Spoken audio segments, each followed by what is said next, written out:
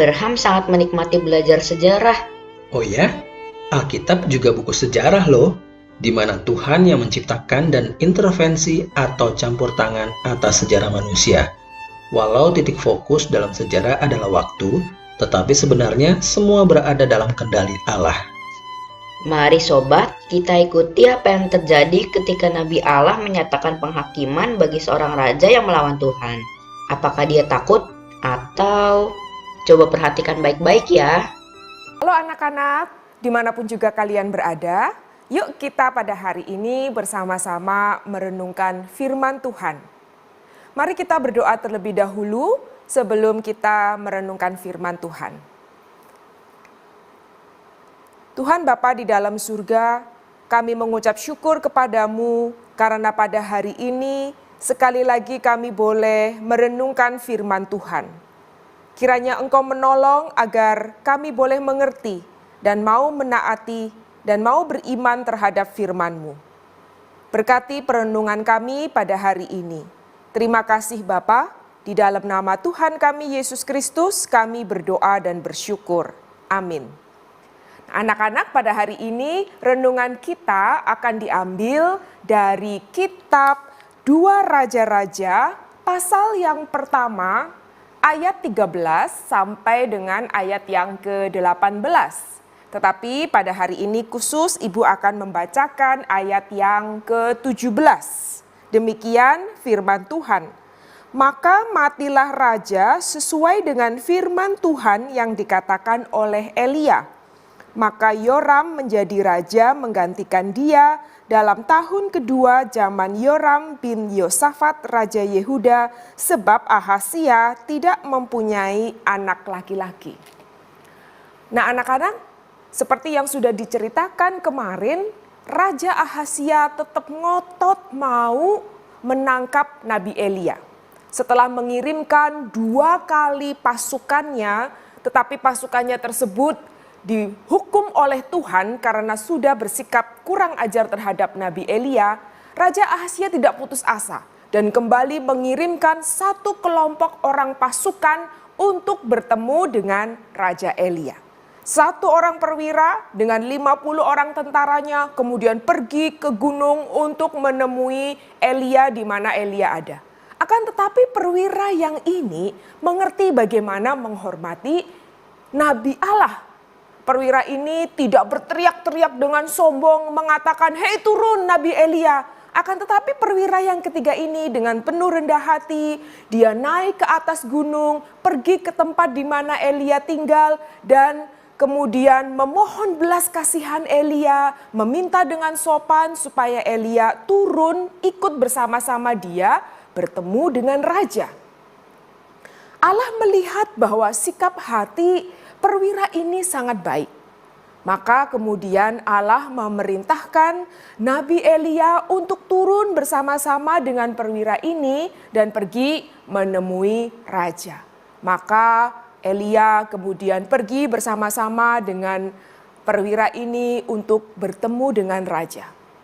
Sebagai manusia biasa, kira-kira Elia ada rasa takut tidak? Bayangkan kalau misalnya ada seorang raja yang begitu berkuasa memerintahkan tentara-tentaranya untuk mengejar-ngejar kamu, untuk membunuh kamu. Pasti sebagai manusia biasa ada rasa takut, ya kan? Nah, Nabi Elia juga adalah manusia biasa. Dan mungkin sekali di dalam hatinya ada perasaan takut.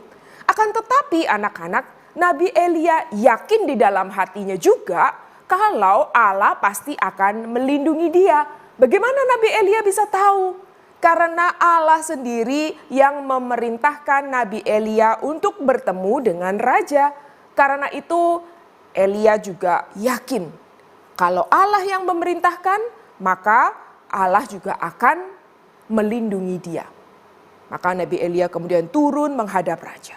Di samping itu Elia juga tahu bahwa raja telah berbuat kejahatan yang begitu banyak dan dia sebagai wakil Allah harus memberikan penghakiman Allah kepada Raja Ahazia. Elia kemudian turun dan berkata kepada Raja Ahazia, "Engkau akan mati." Dan apa yang terjadi kemudian anak-anak? Benar, dikatakan di dalam firman Tuhan, bahwa Raja Ahazia kemudian mati. Dan dikatakan di sini di ayat yang ke-17, maka matilah raja sesuai dengan firman Tuhan yang dikatakan oleh Elia. Dan Yoram menjadi raja menggantikan Ahazia. Anak-anak, tidak ada kesempatan lagi bagi Raja Ahazia untuk bertobat. Dan Nabi Elia datang juga tidak untuk membujuk Raja Ahazia untuk bertobat. Karena apa? Sudah tidak ada kesempatan lagi bagi Raja Ahazia. Yang datang kemudian adalah penghakiman dan penghukuman dari Allah atas kejahatan-kejahatan yang sudah Raja Ahazia lakukan. Dan Raja Ahazia kemudian mati. Anak-anak, Allah adalah Allah yang begitu maha pengasih tetapi juga maha adil. Setiap kejahatan-kejahatan yang dilakukan oleh manusia pasti akan dihukum. Tapi Allah juga maha kasih. Allah terus memberikan kesempatan kepada kita untuk bertobat. Dan Allah pasti juga akan memberikan pengampunan kepada mereka yang bertobat.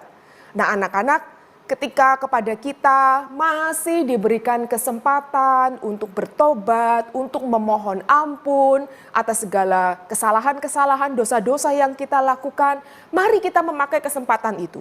Mari kita ketika kita berbuat dosa, jangan tunda lagi. Cepat-cepat memohon ampun kepada Tuhan, berdoa memohon ampun kepada Tuhan, dan cepat-cepat untuk berbalik, tidak lagi melakukan hal yang salah. Karena mungkin kesempatan yang lain tidak akan diberikan lagi oleh Tuhan kepada kita. Anak-anak, Tuhan menginginkan setiap kesempatan yang ada, mari kita berdoa, memohon ampun atas segala dosa-dosa kita, dan kita bertobat dengan tidak melakukannya lagi. Karena Tuhan kita adalah Allah yang maha adil dan juga Allah yang maha pengasih. Demikian renungan kita pada hari ini. Mari kita bersama-sama menutup renungan kita dengan berdoa. Tuhan Bapa di dalam surga, tolong kami menjadi anak-anak-Mu yang mau sungguh-sungguh peka akan apa yang menjadi kehendak Tuhan. Engkau menginginkan kami untuk tidak lagi melakukan dosa-dosa kami. Tolonglah kami untuk menaatinya. Dan tolonglah kami di dalam setiap kesempatan yang ada, kami tidak menunda-nunda lagi, tetapi kami harus terus langsung memohon ampun atas setiap dosa kami dan bertobat dengan tidak melakukannya lagi. Berikan kekuatan kepada kami untuk kami melakukannya. Terima kasih Bapa. Di dalam nama Tuhan kami Yesus Kristus, kami berdoa dan bersyukur. Amin.